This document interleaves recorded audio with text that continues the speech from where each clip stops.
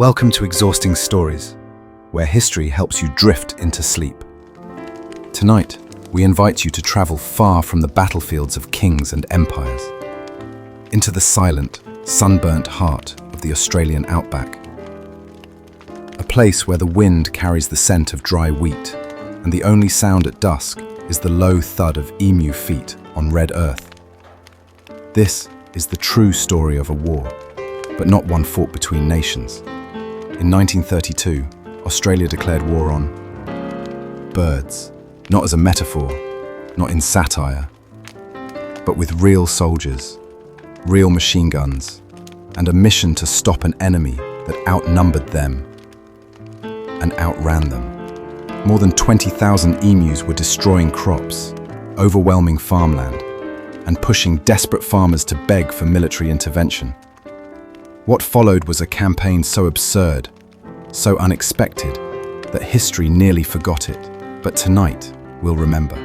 We'll follow the path of the soldiers as they track their elusive enemies through the dust and the heat. We'll listen to the quiet tension of jammed weapons, misfired plans, and feathers on the wind. So now, close your eyes. Let the sounds of the desert night surround you.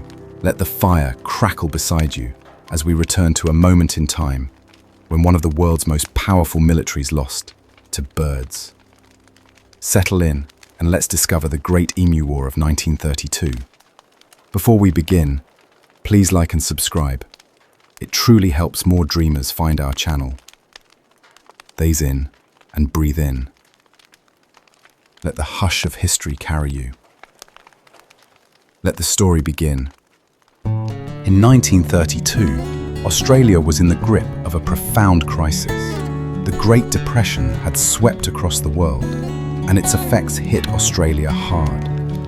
The country's economy, heavily reliant on exports, suffered as global demand for wheat and wool collapsed. Unemployment soared.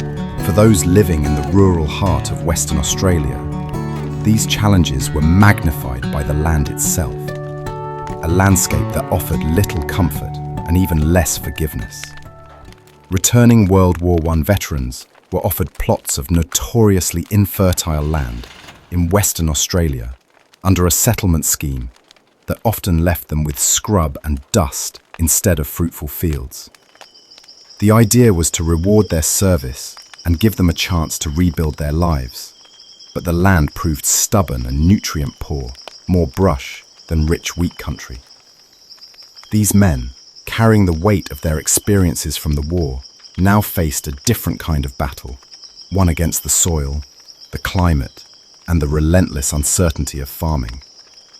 The government encouraged these new farmers to plant wheat, promising subsidies that never fully materialized. Prices for wheat dropped to record lows, turning what should have been a lifeline into another source of anxiety. Each season, the farmers worked the fields, hoping for a good harvest, only to find that even a successful crop brought little reward. The financial strain seeped into every part of life. Families tightened their belts, and hope became a scarce commodity. Then, just as the situation seemed unbearable, a new threat emerged, one that no one had planned for.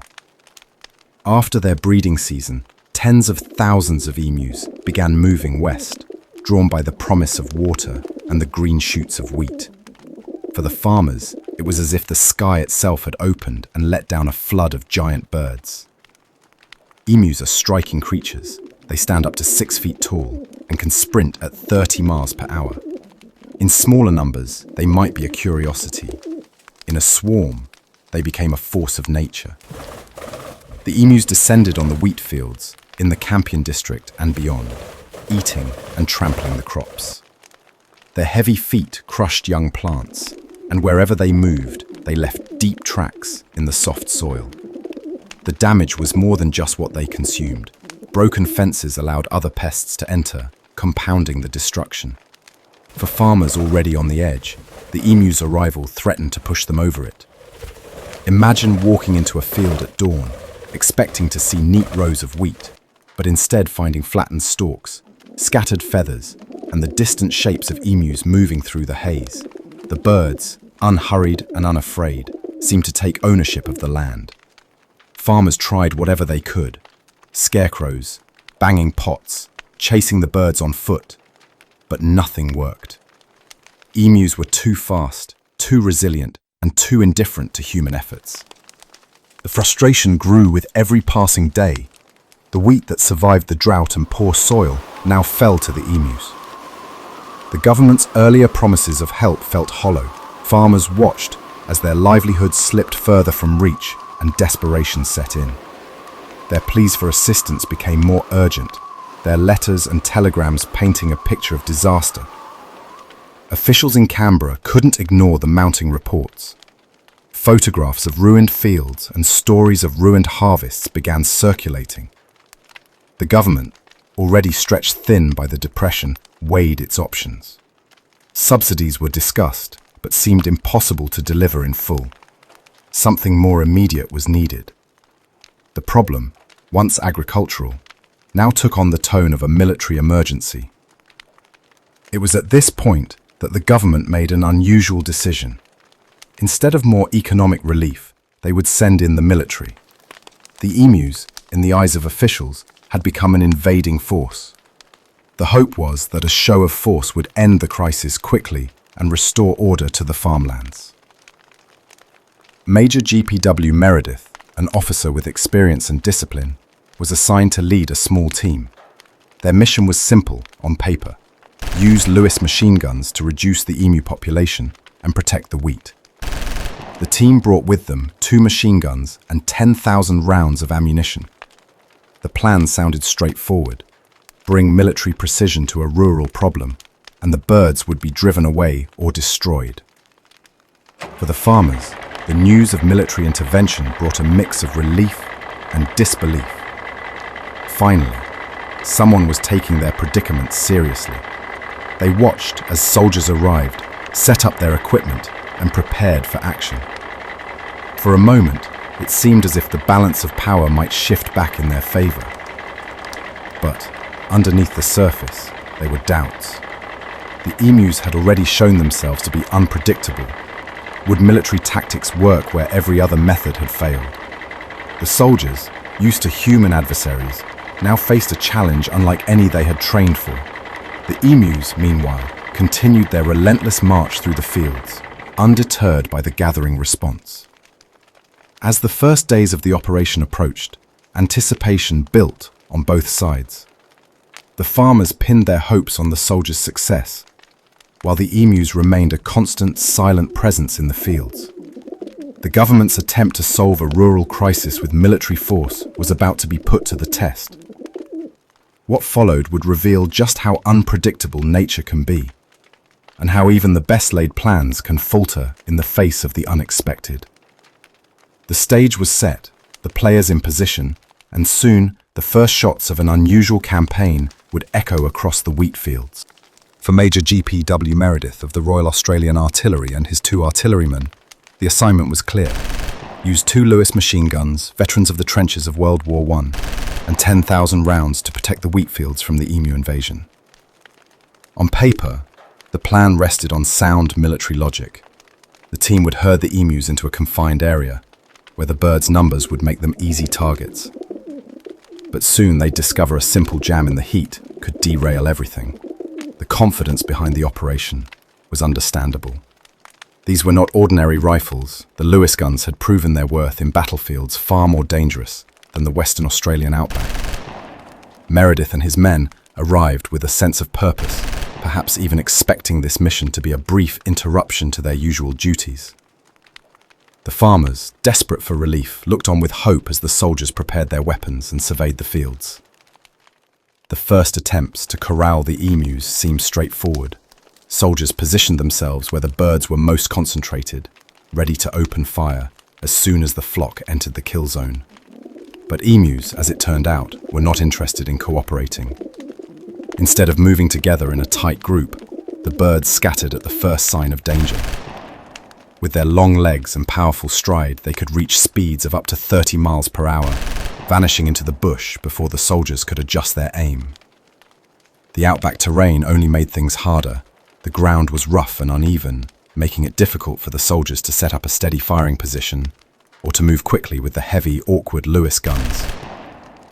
Each time the men tried to get ahead of the emus, they found themselves slowed by the land itself. Patches of scrub, unexpected dips, and loose soil that caught at their boots. The first engagement quickly unraveled.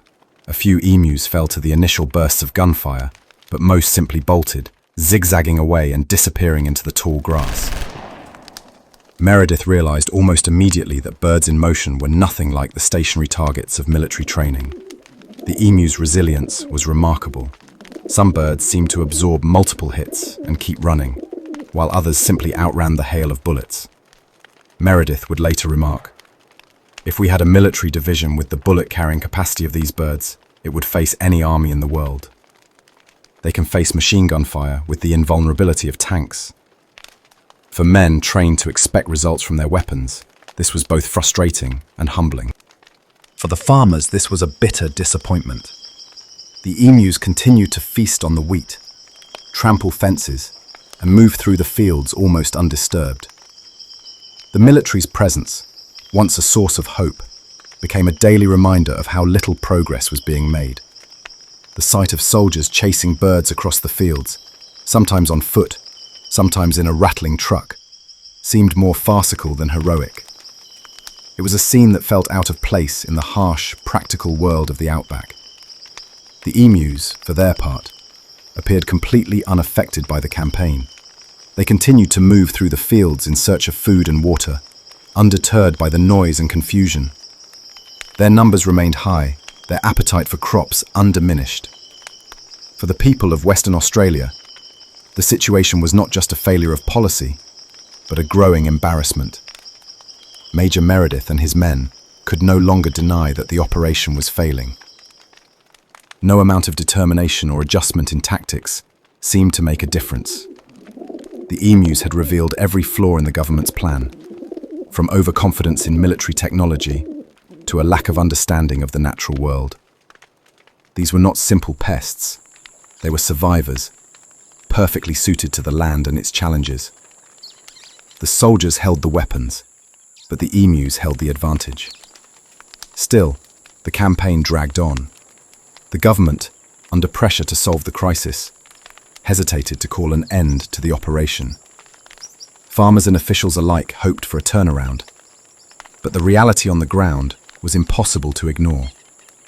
Each day brought more missed opportunities, more wasted ammunition, and more evidence that the emus would not be easily defeated. As the weeks passed, the story of the Emu War began to spread beyond the wheat fields. Reports of the military's lack of progress, the birds' uncanny abilities, and the mounting frustration of everyone involved started to reach the wider public. The stage was set for a new chapter in the saga, one where the battle between man and bird would move from the fields to the headlines, and the outcome would be decided not just by bullets, but by the power of public opinion. Almost overnight, the Emu War became irresistible fodder for Australia's newspapers. Reports of trained soldiers armed with machine guns struggling against flocks of oversized birds were too strange and too funny to resist. Journalists wasted little time in turning the entire affair into a running joke, and headlines across the country began to reflect the growing sense of disbelief. The military's campaign, meant to reassure a worried farming community, instead became a spectacle, with each misstep magnified in the public eye. At first, the coverage stuck to the facts, updates on troop movements, tallies of emus supposedly dispatched, and the government's official statements. But as stories of jammed machine guns, missed shots, and birds vanishing into the scrub began to trickle in, the tone shifted. Reporting soon turned sarcastic, casting the fleeing emus as underdog victors, and the army as a punchline. Newspapers described the birds as invincible and poked fun at the soldiers' inability to outwit their feathered foes. Some articles even joked that the emus deserved medals for their uncanny ability to dodge bullets and frustrate the military's plans. Cartoonists seized on the story, filling columns with sketches of emus strutting past baffled soldiers or wearing imaginary ribbons for valor. One widely circulated cartoon depicted a line of proud emus parading beneath a banner that read, "Victory in WA," a tongue-in-cheek salute to their improbable success. The press delighted in every detail. The truck-mounted machine gun that bounced helplessly over rough ground, the bird's knack for scattering into the bush, and the ever-growing tally of wasted ammunition. The military's efforts, once framed as heroic, now seemed almost farcical. The media's coverage didn't exist in a vacuum. As the story spread, public opinion shifted along with it. The emus, once viewed as a nuisance, began to take on a new role in the national imagination. They were survivors, outsmarting the government and refusing to be cowed by human technology. For many Australians, especially those weary from years of economic hardship, the story of the emu's improbable resistance struck a chord. The birds became unlikely symbols of resilience, standing up to authority and winning through sheer stubbornness and instinct. This transformation in public sentiment was more than just a passing amusement. As the campaign dragged on, opposition politicians in Parliament began to ask pointed questions about the wisdom of the whole enterprise. Why, they asked, was the government spending precious ammunition and military resources chasing birds, especially during the depths of the Great Depression? Wouldn't those funds be better spent repairing fences, supporting struggling farmers, or investing in more practical pest control methods? These debates played out in the press, amplifying the sense that the Emu War was not just a military miscalculation, but a broader failure of leadership. The newspapers relished every new angle. Editorials questioned the government's priorities, while satirical columns imagined the emus as a disciplined army complete with tactics and strategy. Letters to the editor poured in, some mocking the campaign, others expressing sympathy for the farmers, but almost all united in their skepticism of the military's approach. The Emu War became a lightning rod for criticism, drawing attention not just to the birds, but to the government's inability to solve the real problems facing rural Australia. For the farmers on the ground, the spectacle unfolding in the press was bittersweet. Their losses were real: fields trampled, crops devoured, fences broken. And the hope that the military would bring relief faded with each new headline. The laughter in the cities and towns felt distant from the daily frustration and anxiety of those living in the emu's path. Yet even among the farming communities, there was a growing recognition that the campaign was going nowhere. The birds remained, as numerous and determined as ever, while the soldiers' efforts produced little more than noise and headlines. As the weeks passed, the media's ridicule intensified. Reports highlighted the ever-increasing number of rounds fired with little to show for it, and the government's justifications for continuing the campaign began to sound hollow. Satirical suggestions that the emus deserve medals for their service in the battle became a recurring joke, a playful but pointed reminder of the absurdity of the whole endeavour. The operation's failures became so widely known that even international outlets began to pick up the story, further embarrassing the government and adding to the sense of national farce. Political pressure mounted alongside the public mockery. Opposition MPs pressed for answers in Parliament, questioning not just the cost, but the very logic of using military force against wildlife. The government, already struggling to maintain credibility during hard economic times, found itself boxed in by the relentless coverage. Each new editorial, cartoon, or parliamentary debate chipped away at whatever justification remained for continuing the campaign. Eventually, the weight of public opinion and political criticism became impossible to ignore. Calls to end the operation grew louder, and the government faced a choice: persist in a campaign that had become a national joke, or admit defeat and withdraw. In the end, reality prevailed. The military was ordered to stand down, and the Emu War quietly came to an official end. The soldiers packed up their machine guns and returned to their barracks, leaving the emus to roam the wheat fields as they pleased. The aftermath was marked by a mix of relief and resignation. For the government, the end of the campaign was an embarrassing retreat. For the media, it was a final punchline. the ultimate proof that nature, in all its unpredictability, could not be conquered by force alone. Newspapers published retrospectives that recounted every failed ambush and every moment when the birds confounded their would-be hunters. The story of the Emu War, once a simple report of a rural crisis, had become a lasting symbol of human fallibility and the limits of authority. But the legacy of the Emu War didn't end with the withdrawal of troops or the last mocking editorial. The story continued to circulate, growing in the telling, until it became something more than just a historical oddity. It was a reminder that even the best-laid plans can unravel in the face of nature's quiet persistence, and that sometimes the most unlikely challenges can capture the public's imagination. In the quiet aftermath, as the field settled and the headlines faded, the emus remained. Their victory was not loud or triumphant, but it was complete. The land, the birds, and the people all carried the memory of what had happened, a strange episode that would echo through Australian history as a lesson in humility and the unpredictable power of the natural world. Emus continued to wander the wheat fields long after the soldiers had withdrawn, and the last echoes of gunfire faded. The land still bore the marks of their presence: trampled crops, broken fences, and frustrated farmers who faced the same old challenge with little more than determination and hope. The government, having learned that military might could not subdue the emus, looked for a different solution, one that would pass the responsibility to the people most affected. In 1934, a new strategy took shape: a bounty system.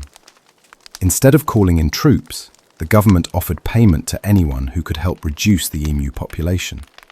The idea was simple. Hunters brought back emu legs for payment. No more elaborate operations or official campaigns. Now, anyone with a rifle and the patience to track the birds could try their luck. For many in the outback, it was a practical, if imperfect, way to fight back against the relentless birds.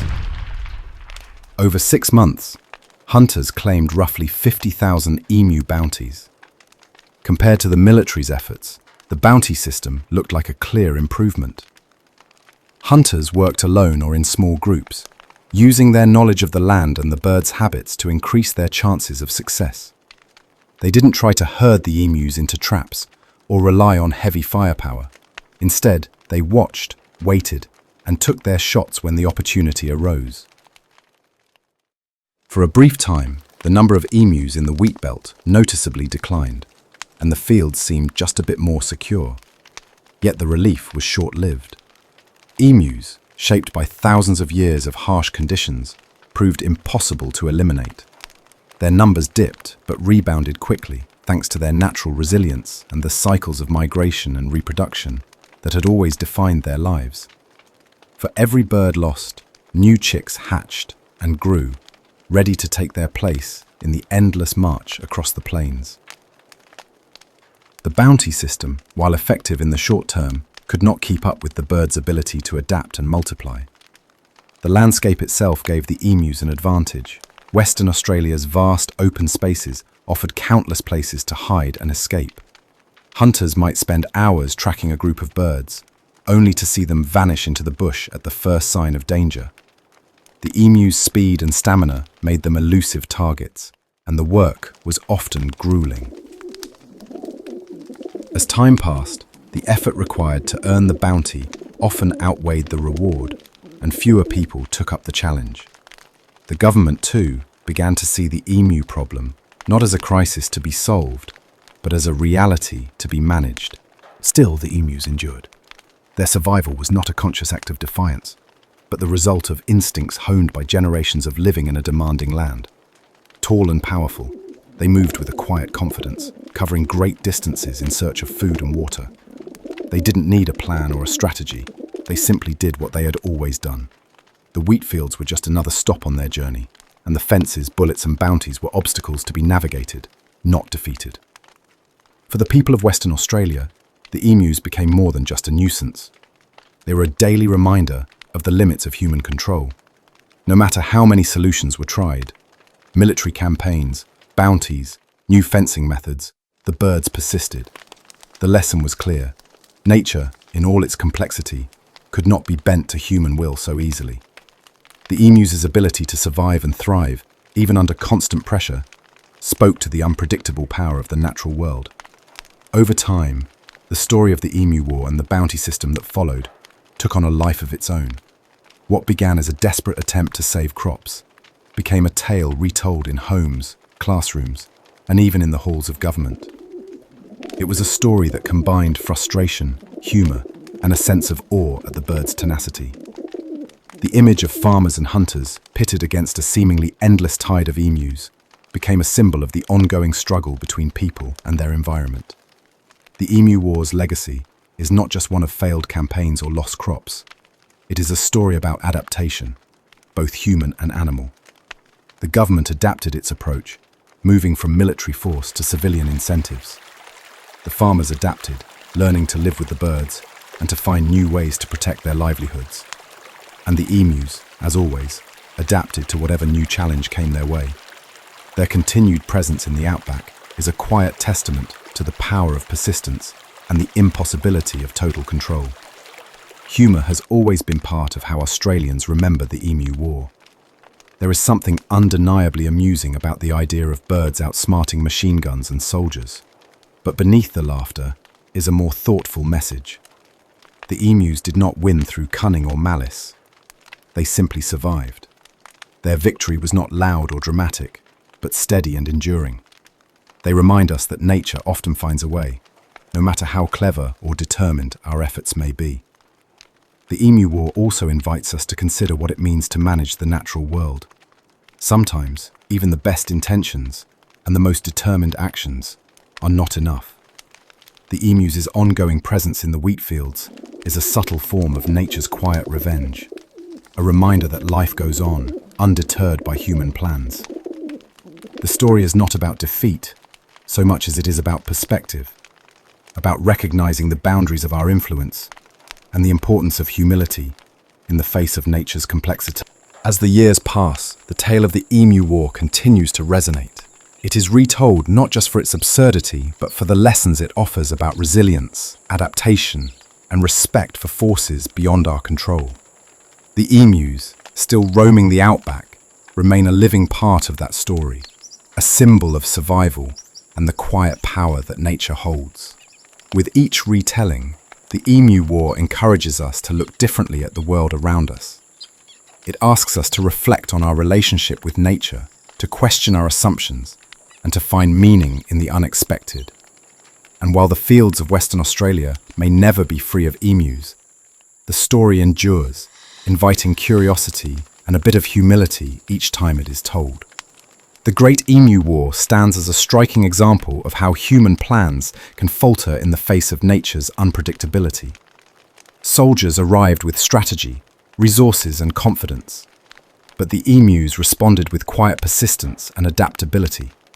It's a humbling reminder that no matter how prepared we feel, nature often finds ways to surprise us. If you found this tale of humility and nature as surprising as we did, consider subscribing for more calm history stories each evening. Today, their soft calls still echo across the plains. A reminder that the wild often answers our actions with persistence, not submission.